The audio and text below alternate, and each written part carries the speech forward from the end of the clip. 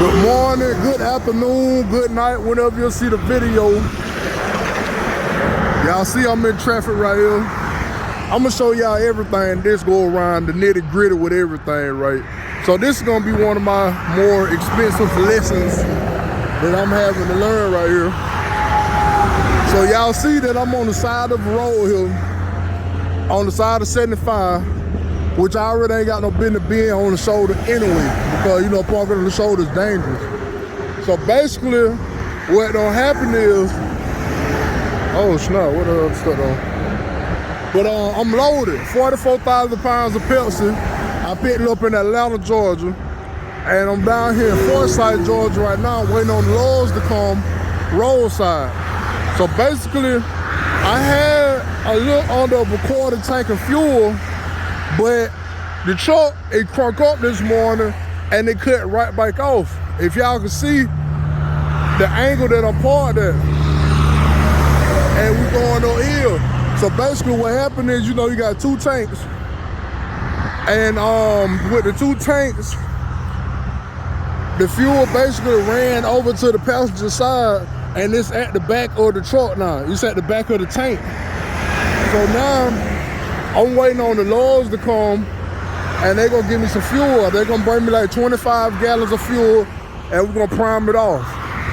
You know, so at this point right here, you know, it is what it is. I got my jergens in the front seat right now, don't judge me. And my truck need washing, but hey, you know, it is what it is, you know. So, like I said, this is one of the more expensive lessons of trucking, of not parking in odd places, because you see how the truck's leaning.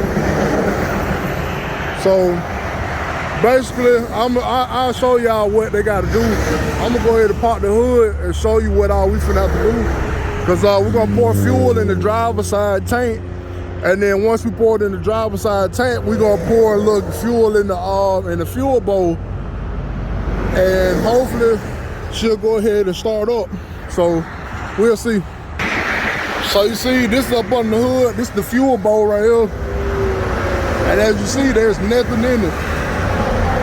Completely dry. So we're gonna take the top off of that, pour some fuel in there, pour some fuel in the driver tank, and that should stop, that should crank it back up. Here go the loads guy right here. He done passed me like twice already.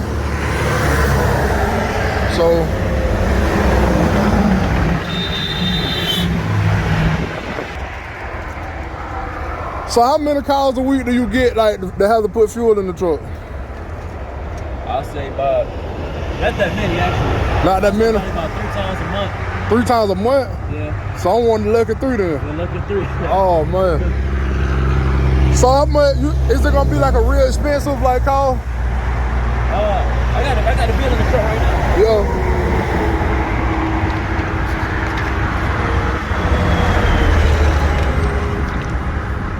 Around about 400. Okay, so y'all see that, that's $400. So y'all will never want to run out of fuel on the road. Make sure you got fuel always. So, and it's 8:30 in the morning. That's not how you want to start your morning off, because of course I'm gonna be late for my load and everything. So hopefully they'll still take me.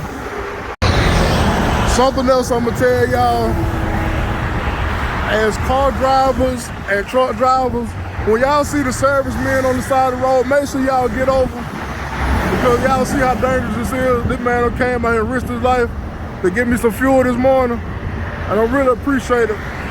So y'all just kind of please respect these people, man, you know, because, you know, I mean, he don't really have a lot of room on the side of the road here, so just respect them, you know, give them their room.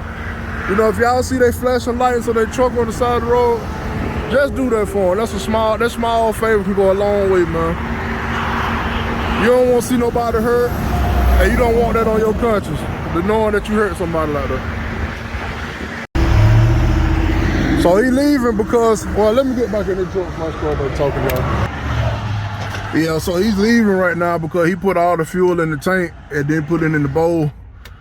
Cause I guess he thought it was gonna crank up, you know, with just the fuel in the tank. But I had told him when he first pulled up, he was gonna have to put something in the fuel bowl up front. But he said he was gonna go back and get some more fuel. So yeah, you know, that's an expensive lesson, man. Very expensive lesson. Well, I'm not even gonna say expensive. It just, yeah, it is expensive because I'm gonna be late with the load.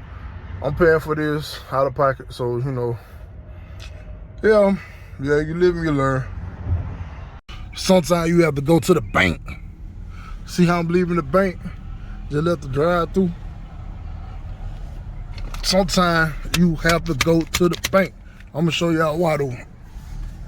Later on, not right now, but later on. Show y'all, son. Got business moves to make. Well, it ain't really business. It's just something I just need to do. Well, y'all down here in Tampa, Florida, waiting to get unloaded, of course. And whoo, I've been here forever. They actually kind of messing up my video, man, because I got another load to pick up, but it's not an actual load. It's a load, but it's a personal load. And I might have to blend these two videos together or something. Just depends on how long I got. Yeah. The yard driver and the forklift guy told me to skip the next two trucks or whatever. Cause they gotta get loaded and their product's not ready and I gotta get unloaded. So hopefully they come up with something interesting in the next few minutes, cause man, I ain't gonna lie to you, I'm just about tired just sitting here waiting. Been here forever. Pepsi, do better. Now I'm gonna tell y'all with the Pepsi down here in Tampa, if you do the loads of boxes, then you get unloaded on the other side of the plant, back over there. And they get you on out pretty fast, the boxes, but with the actual product, man, forget about it. You might as well count your hair or pull your teeth out or something, because, yeah. Like I said, hopefully it don't take too long, because I got another video for y'all, or I want to be able to at least finish this video. Since I just got back into recording and everything, I want to be able to stay consistent for you guys. After nearly 8 hours, look what I finally got. The green light. I'm finna do my paperwork. And I'm finna shoot across to my other pickup that I was telling you guys about. And after that, I'm finna go to the high. Man, this has been ridiculous. I'm sorry, it really has been ridiculous. So to make a long story short, I had to borrow a team fishing food truck to come back down here. The Gainesville, Ocala area to get these tires. Cause basically, I guess I could make all of this one video or something like that, maybe. I don't know. Depending on what my editing looking like. But I was supposed to buy some tires from a guy I met on Snapchat. And we were supposed to meet the other day, but that was the day that my truck wouldn't crank up and I was late. When I got to the receiver, it took them like 8 hours to unload me. Well, yeah, 8 hours, because I got there at 4 and they didn't unload me until 12, so. And by that time he was asleep, so he's on the way here. Hopefully the tires check out good and I can get back to rolling once I get the truck back together. And I'll be back.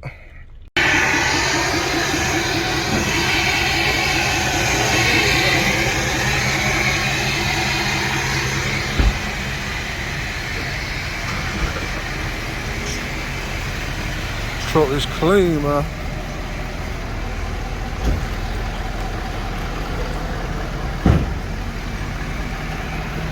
For this. This is well, I had a promo comp lift on it, and then it's a 6-inch, and then I stacked the 11 kit, but then I took that off and added the 10-inch coilovers. Yeah. But the brackets that my buddy Diego built, and the bottom gives it like an extra additional like 4-inch lift. Really? Yeah, so you're looking at probably like somewhere between 12 and 14. You can adjust it, turn up some more. Okay. And then you got a King Ranch too. I like this, man. Yeah, it's fully loaded King Ranch. Yeah. Like I like my year model, but lately I've been thinking about those new body styles. Cause like at first I didn't really like them, but like now I'm starting to see a lot of them lifted now. So it's like I kind of like them now. So yeah, they're nice. I mean, the old body style is nice too. I like those. Yeah. Because when you do the straight, like when you tune in and delete it. Yeah. I don't know, for some weird reason those